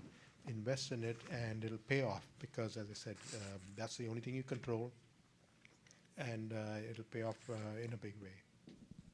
I'll go next because mine is I've had this a few times. I'm tagging on to your points, but my word was relevance. Your own personal relevance, whether that's, we talked about skills of the future or skills. So, making sure that you're always focused on those skills, the skill builder, the competencies, if it's, not a technical skill. Relevance in terms of building your network, getting to know individuals, having them know you. And then when you're in a role, sort of the relevance and the value that you provide in that role. And I think we've had various examples where, the role of finance, regardless of the role that you play, or accounting, making yourself relevant to the business is so critical, and the business needs all of you more than ever before as we continue to chart new territory, new ways of working, new ways of measuring success as organizations. I'll just sum it up for what these three said, which is you got to invest, you got to make sure you are moving ahead the business, and you got to make sure that you're doing it with a positive attitude. That I think is the most important, and everything everyone else said makes total sense. So I'm going to say something a little different. I want to challenge all of you to be the network for others. So we talked a lot about the power of the network and what you need to do to grow your brand. Remember, there's someone else out there with less experience, who's been in the country maybe a little less longer, that you could be helping. So remember that when you're networking as well. Helen, is there one takeaway that you'd like to share? I was asking questions, not answering questions. We are often on the other side of the table. That is true. I think there was a common theme on connections, on networks, on communications, on relationships. And I would say that kind of tying all of that into the word of trust in self, trust in your own network, know that there's a certain person that you can go to talk to with respect to, the career path or building your network, and really being able to kind of understand how to connect those dots for yourself, and building that trust in yourself, and then being able to do that for others. And so I'm going to piggyback on what Dana said, and just keeping the door open for whoever is coming behind and coming after. What about you? I'll sum it up. So what I heard was, if I were to sum all of this up, self-reflect so that you're very self-aware, so that then you know what you're authentic about. Where is it relevant in society, in the organizations, in life today, in what the economy is going to look like in a few years? Invest in it and in yourself to get those skills and the right attitude, Vishal, with a positive attitude. And understand that this journey is exactly that, it's a journey. So you're not on it alone, so you carry others along the way. Because that same person who perhaps just landed in the country, like Dana said, you might be working with them, like these two James here. I'm sure that James D is really happy that James Sparing took the role at Scotiabank, because now James D is in James' role, half of it anyway. And so that's how the world works, the connections, the harmony. And what my lovely colleague Helen also shared, trust. Trust in yourself, trust in others, and trust that you made a decision, which is a big decision, to move to this country. And that takes a lot of resilience, hope, and faith. And I know a lot of you do it for your families, for the children, for a number of reasons, right? For safety. There's so much strife in the world today. But don't lose yourself in the process. Remember, what were your dreams, right? And you're along the path. So don't lose sight of that as you continue to carry your families and others, because we're all here and we're all self-reflecting, and we all want to make everybody achieve their dreams, right, as best as possible. So empower yourself and empower others. 1 minute and 30 seconds, and Helen. Find a good mentor as well, right? There It's you very go. important to find a good mentor that will help you achieve your potential. Like in this room, right? Who could be a mentor and a mentee to each other in this room right now? How many of you have actually networked with each other? Table 4, have you connected with everybody on table 18? I know some of you are connecting with us later on one-on-one at some of the tables, but engage with each other. I'm sure these are some of the benefits of being members of organizations like the ICAI and so many others. But reach out and just know that you're not alone, right? You're not alone in this. We're all in this together, and you will be successful. However you define your success to be is different from mine, different from Dana's, different from Mervin's, but what makes you really fulfilled? It's not always just a career, right? So yeah, that's one element of it, but once you lean into your authenticity, you can fully just be happy. I think that's the whole goal of this, right? To just be happy at the end of the day and achieve all our dreams. So with that, we would like to thank these fantastic panelists. If we could get a round of applause, please. James Baring, Mervin, James D, Vishal, Dana. Would like to thank the organizers of this summit who invited us to moderate, the entire team, especially Vivek, Ritesh, Akhil, Sandeep, and so many others. Wonderful team that has come together. The generous sponsors, Scotia, among others. Are there other sponsors? I've been looking at the little screen. There's some there we other go. sponsors there, yeah. I mean, I want to take away Vivek's job, though, whoever's going to do the official vote of thanks. And you, the audience, I think deserves the biggest round of applause. So why don't you give yourselves for just your meaningful presence in the room today. So let's just have one more big round of applause for everyone and for the future that we're going to shape. Thank you. Well, thank you to our panelists and the moderators, and perfect timing. It's 0:00 and Urmila stopped talking. Thanks. And we take off from here. So that was a very, very enriching session, and I must really appreciate the time and the efforts put in by everybody on this stage here to give us detailed insights. And we had a lot of questions online, by the way. We could not transfer all of them to you because of timing. But this shows the great amount of interest which we have generated in the hall and outside the hall with people who are watching this session. And that's really commendable. A couple of takeaways which I personally have noted from this session is, and I will summarize that so that we reinforce and reiterate these takeaways, is the network, your relevance, your personal brand, the superpower within you, which you are yet to unleash, and the best is yet to come for every one of us. Your skills and the relevance of those skills, and the investment in yourself. As a lot of leaders in the world have said, the best investment is investment in yourself. Your volunteering, your ability to help and support others. It's an ecosystem which you create of support and progression, and that leads to your own success. As you say, king makers are bigger than kings themselves. So that's what I personally believe in it, and invest in your future. So I think those are the very important key takeaways. Sometimes everybody of us is busy in our daily lives, and we miss out on those important things. And it's very important to step back and take an overarching view of what you are doing, why you are doing, and where is it that you want to go. With that, I request all the audience, although Urmila has done that, but I still request, it's my job to request you for a big round of applause for our panelists here.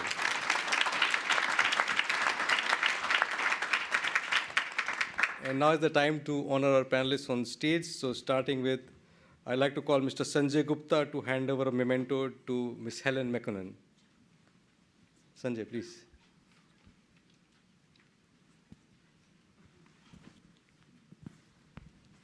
And after taking the mementos, I'll request all of you to stay on stage so we can have a group picture later on with the mementos.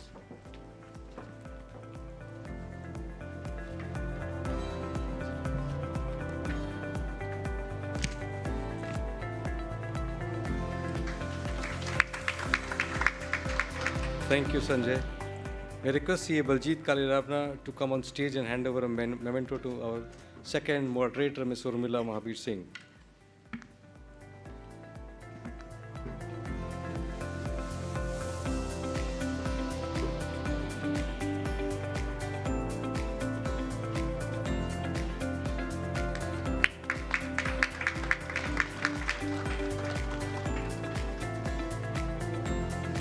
Thank you, Baljeet.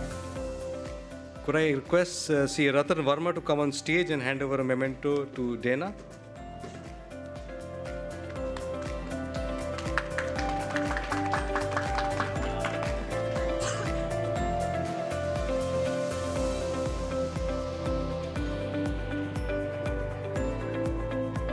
That's fine, yeah.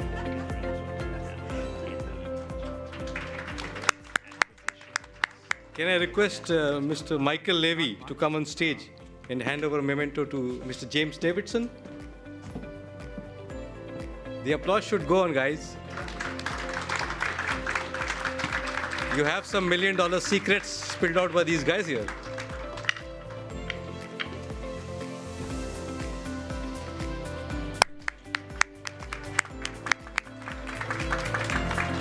Thank you, Michael. Can I have Mr. Ira Wolfish on stage to present a memento to Vishal Mehta?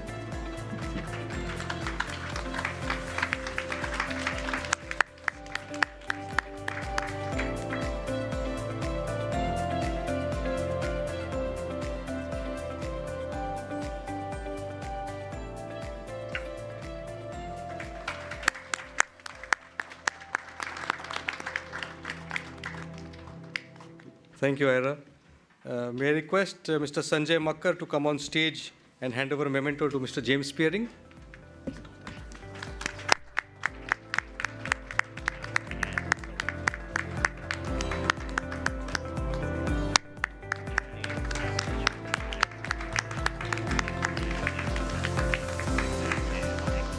Thank you, Sanjay. And lastly, may I request Cameron Field to come on stage to hand over a memento to Mr. Mervyn Ramos.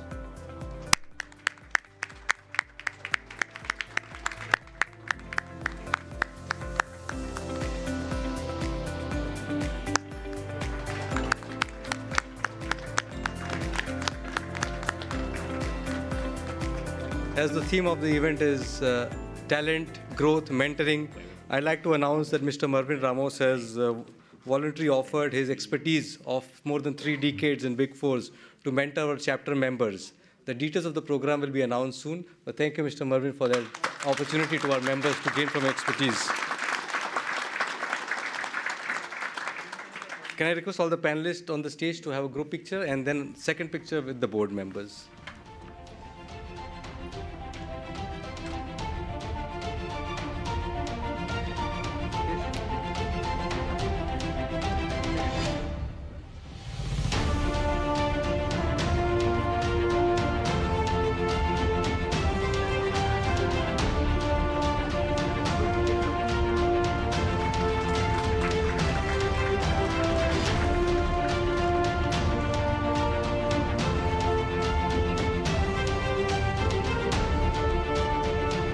Can I request the board to join the panel for a picture?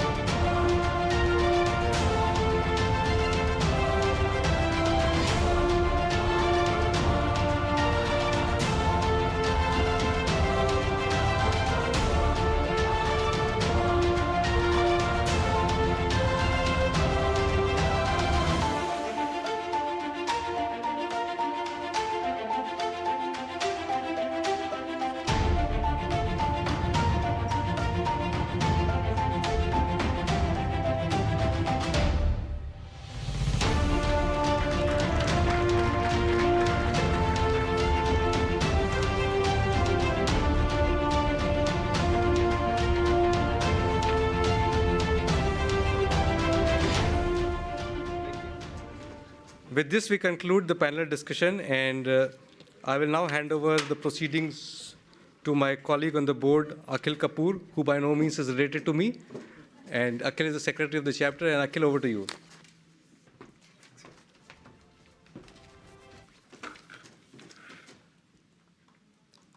Thank you, Vivek. Good afternoon, everyone. My name is Akhil Kapoor, and I'm a director and secretary at ICI Toronto chapter. We have a very interesting morning so far. I now take on the part where we recognize and honor our sponsors, because of whom the Toronto chapter of ICI is able to function and able to host an event like this. Without their support, an event of this magnitude was not possible. We'll begin with our title sponsor, Scotiabank. May I invite Mr. Arvind Kamath, Vice President, Global Finance Regulatory Risk and Governance at Scotiabank, to come on stage and accept a memento from our chairman.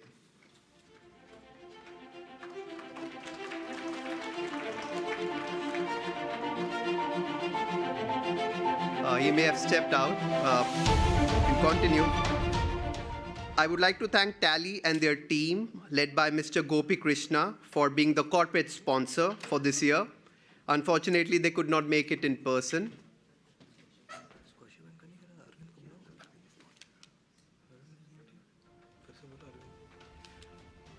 Mr. Arvind, are you back?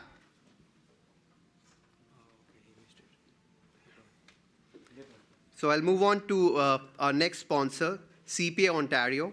I would like to welcome Ms. Carmen Jacks from CPA Ontario to come on stage and accept our token of appreciation.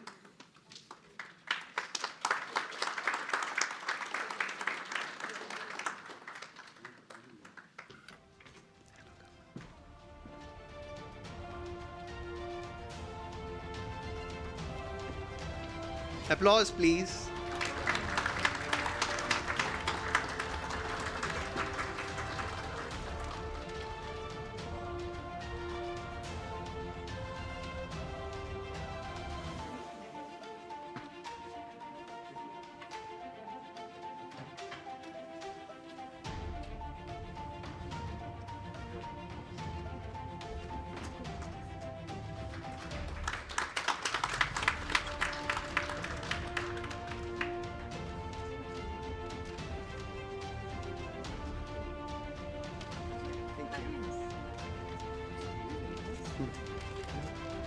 May I request Mr. Michael Levy and Mr. Ira Wolfish from PASS CPA Coaching Institute to accept a memento. Thank you for your contribution as a platinum sponsor for this year.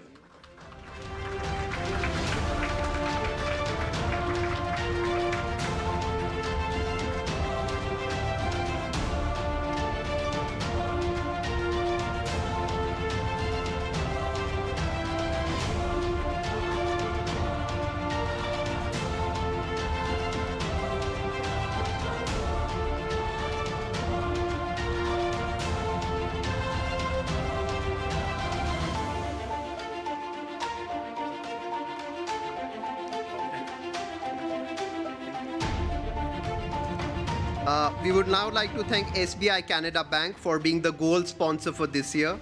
Please welcome Mr. Joseph Selvaraj, President and CEO of SBI Canada Bank.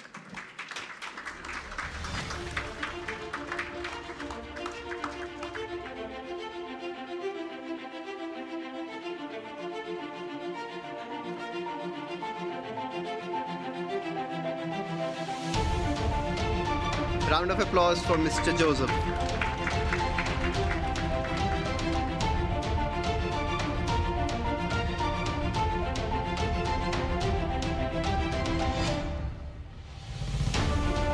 May I also request Mr. Amit Goel, CFO SBI Canada Bank, to accept our token of appreciation.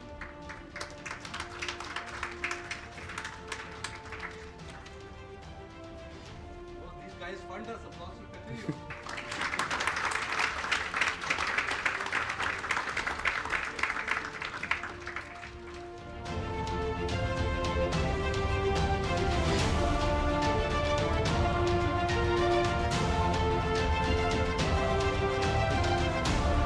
I would now like to hand over the dice to our senior most member and director of the chapter, Dr. Raj Mantra, to take it forward from here.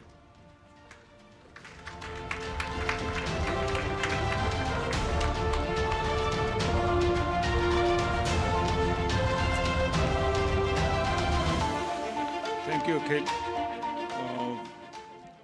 To continue, as Akhil mentioned, ours is a voluntary organization, so we are very much dependent upon all the supports from our various sponsors and our members.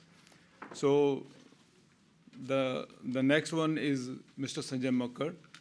He's our gold sponsor. And as a matter of fact, he has been our supporter and guidance. He also supported with his guidance also to the chapter at various times. And he has been our sponsor since 2019. So that's a big round of applause for we need it.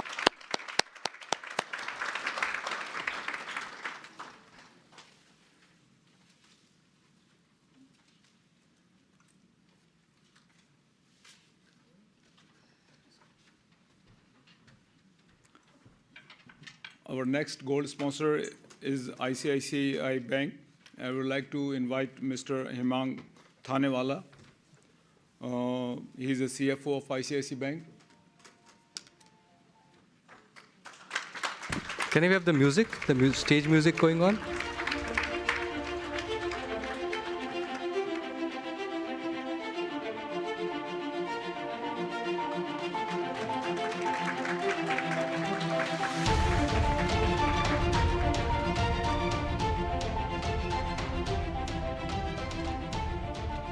I would like to request Mr. Vikas Jindal, Chief Internal Auditor of ICICI Bank Canada, to accept the memento. As a matter of fact, this is in the absence of CEO Vikas Sharma, who is traveling because of his travel plans. He could not make it. But as a matter of fact, this is a sincere gratitude for supporting us.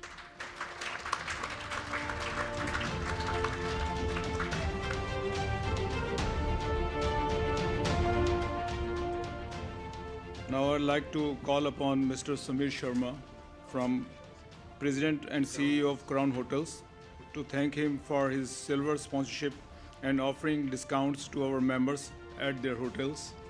So,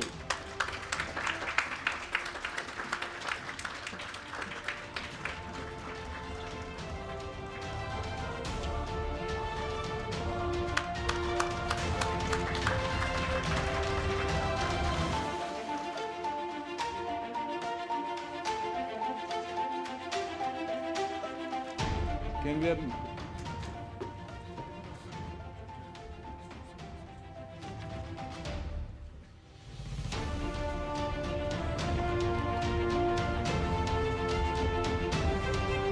have Mr. Sanjay Gupta? He is our bronze sponsor.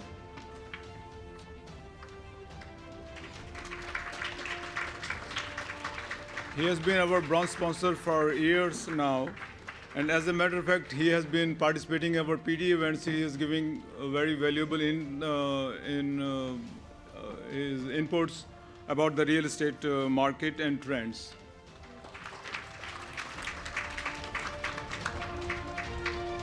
And now, actually, as a matter of fact, everything which you see here, you can watch on the television too. I would like to invite Mr. Nitin Chopra from Prime Asia. He is our media sponsor. I think we don't have to repeat. Round of applause should we keep on going like our esteemed chairman is saying.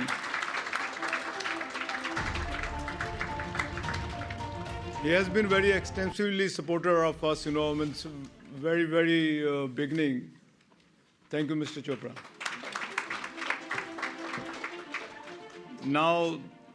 Now this is the time when we have to recognize our volunteers, those who have worked very hard. Like he already mentioned, our chairman, that, without their support, their help, and their timing, this kind of events or any event cannot be, possible. So we would like to invite our volunteers. So to begin with, what I should say, he's a volunteer. Mr. Baljeet Kaliramna. He's a past chairman, but as a very strong volunteer also. He never shows himself or rates himself as chairman, but he's more or less he's a volunteer.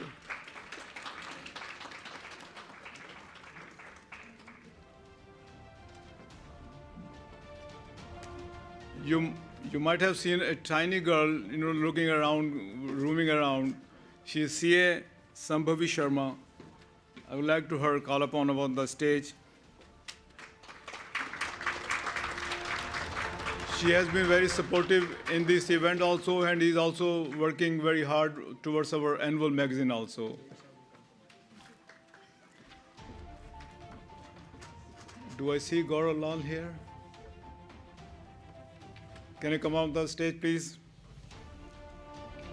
Years and years has gone, he is supporting chapter effortlessly, conducting PD events. And please round of applause for him too.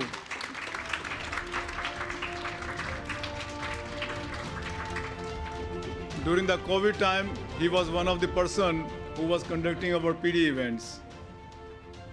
Round of applause for him, please.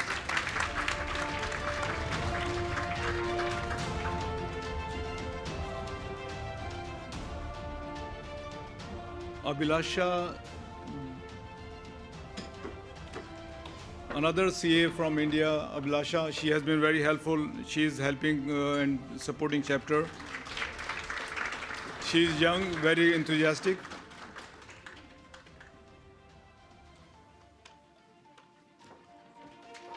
Can we have CA Nov.3?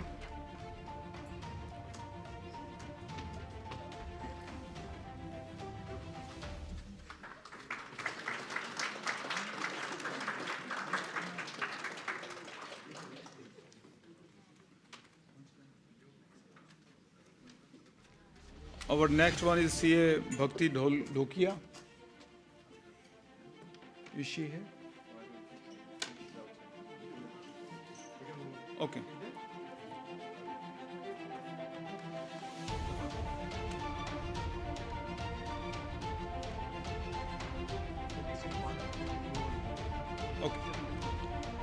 Okay, the next one is Rohit Goel. I would like to invite CA Rohit Goel, who is the CEO of Can Green Industries.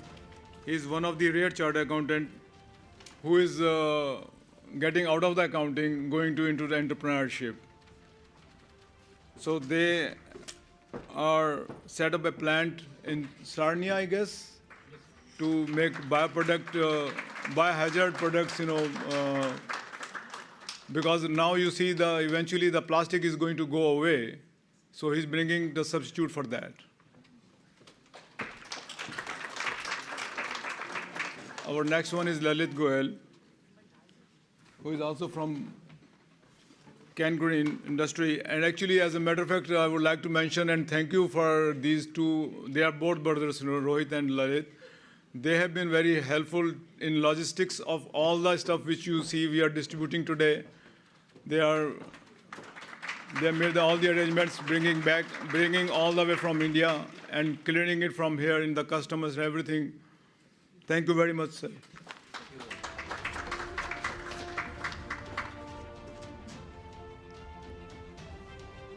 So we have now student volunteers. To begin with, this is my son, Anshit Mantra. He's a grade 12 student.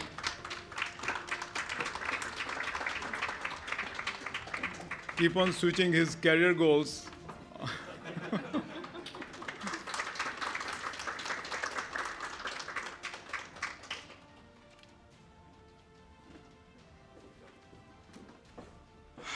Okay. Can I call Sanvi Lal?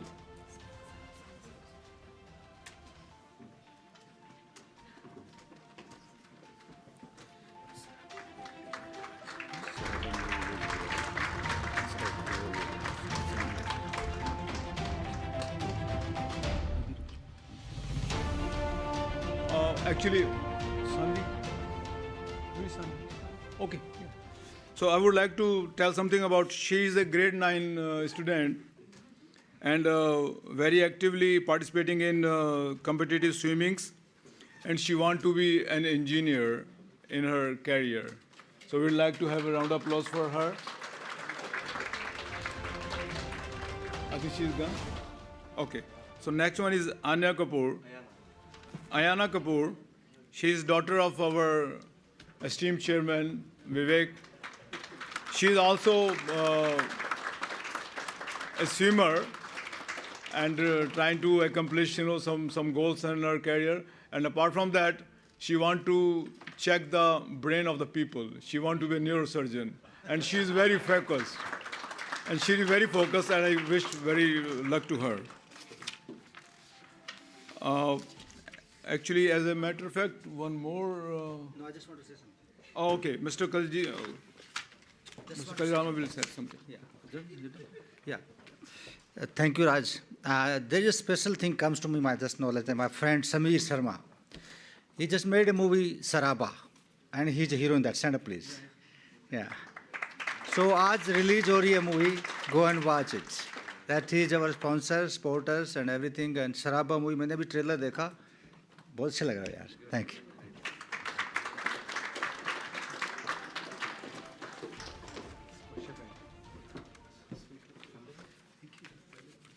So, time to recognize our title sponsor, Scotiabank. May I please invite Mr. Arvind Kamath, Vice President, Global Finance, Regulatory Risk and Governance, to come on stage, please, and accept our token of appreciation.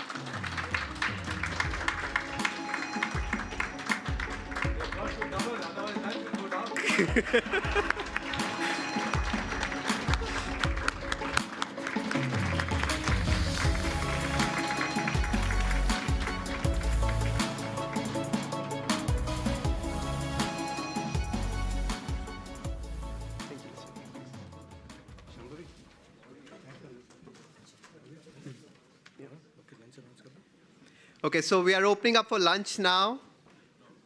It is 12:20 now, so we'll come back at 1:20. 1:30. 1:30, 10 extra minutes.